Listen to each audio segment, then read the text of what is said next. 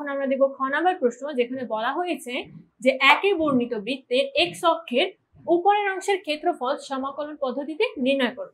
যখনই আমাকে ক্ষেত্রফল নির্ণয়ের কথা বলবে আমরা কিন্তু আগে অবশ্যই চিত্রটা এঁকে নিব। সো এখানে আমি যদি একের দিকে তাকাই, একে হচ্ছে আমার একটা বৃত্তের ইকুয়েশন দাও, সেটা কি x square plus y square is equals to 36।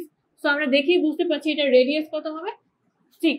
So যদি রেডিয়াস 6 হয় এই বিন্দুটার স্থানাঙ্ক কিন্তু আমার 6 0 এন্ড মূল বিন্দু হচ্ছে আমার 0 0। এখন আমি যদি এক্স এর সাপেক্ষে ইন্টিগ্রেট করতে থাকি এন্ড সেক্ষেত্রে লিমিট যদি নিই আমি 0 to 6, আমি যে ক্ষেত্রফলটা পাবো সেটা হচ্ছে আমার বেসিক্যালি এইটুকু।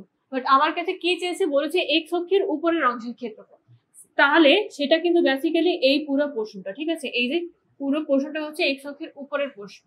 সো আমি যদি যে ক্ষেত্রফল পাবো তাকে যদি আমি 2 দিয়ে গুণ করে ফেলি তাহলে কিন্তু আমার এক্স অক্ষের উপরের অংশের ক্ষেত্রফলটা চলে আসছে। সো আমি এখন ওই হিসেবেই আগাচ্ছি। কি দেওয়া আছে, y square is equals to আমার 36 মাইনাস এক্স স্কোয়ার, বা লেখা যায় y is equals to root over 36 minus x square. এখন আমি যেটা করব ধরে নেব, কি ধরবো, ধরলাম এক্স হচ্ছে আমার 6 সাইন থিটা, ঠিক আছে, x is equals two 6 sine theta, বা লেখা যায় dx is equals to 6 cos theta d theta। এখন আমি যেহেতু সবকিছু থিটার রেসপেক্টে লিখছি আমার কিন্তু লিমিটটাও চেঞ্জ করা লাগবে। আচ্ছা, লিমিট আগে কত ছিল সেটা আমরা লিখে নিই। ক্ষেত্রফল ইজ ইকুয়ালস টু আমার 2, লিমিট ছিল আমার 0 থেকে 6 পর্যন্ত, 0 to 6 root over 36 minus x square dx। এখন x যদি আমার 0 হয় সেক্ষেত্রে থিটার মান আসবে 0, and x যদি আমার 6 হয় সেক্ষেত্রে থিটার মান আসবে π/2।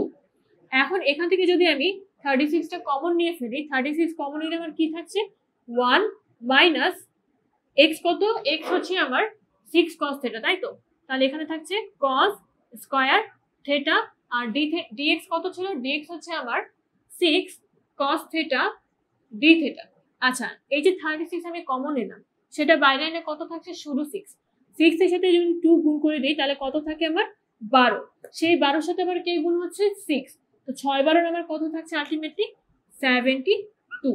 বা এখান থেকে 1 মাইনাস cos স্কয়ার থিটা আমরা লিখতে পারি sin square theta and root over sin square theta আসছে শুধু আমার sin থিটা। আচ্ছা সরি, ওখানে কি ছিল, এখানে কিন্তু আমার ছিল 1 মাইনাস sin স্কয়ার থিটা ছিল, ঠিক আছে, 1 মাইনাস sin স্কয়ার থিটা ছিল। এখন আমি যদি 1 মাইনাস sin স্কয়ার থিটাকে লেখা যায় cos square theta root over cos square theta, সেটাকে লেখা যায় শুধু cos থিটা। cos থিটার সাথে cos থিটা গুণ করলে কত থাকছে cos square theta d theta. এখন cos স্কয়ার থিটার জায়গায় আমি যদি লিখি 2 cos স্কয়ার থিটা, আর এই জায়গায় রাখলাম আমি 36।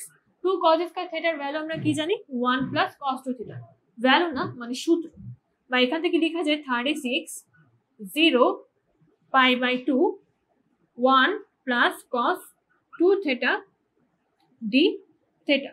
এখন কিন্তু আমি ইজিলি এটাকে ইন্টিগ্রেট করে দিতে পারবো। ইন্টিগ্রেট করলে কি থাকছে আমার, এখানে থাকছে হচ্ছে 36, 1 কে ইন্টিগ্রেট করলে থাকছে থিটা, এন্ড cos 2 থিটাকে আমরা যদি ইন্টিগ্রেট করি তাহলে থাকছে হচ্ছে sin 2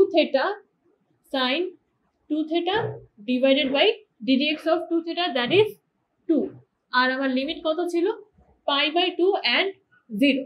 এখন যদি আমি লিমিট গুলো এখানে বসিয়ে দিই ভ্যালু আসবে কত, ভ্যালু আসছে আমার 18 পাই বর্গ একক, ঠিক আছে, এটাই হচ্ছে আমার নির্ণয় ক্ষেত্রফলটা, এটাই হচ্ছে আনসার।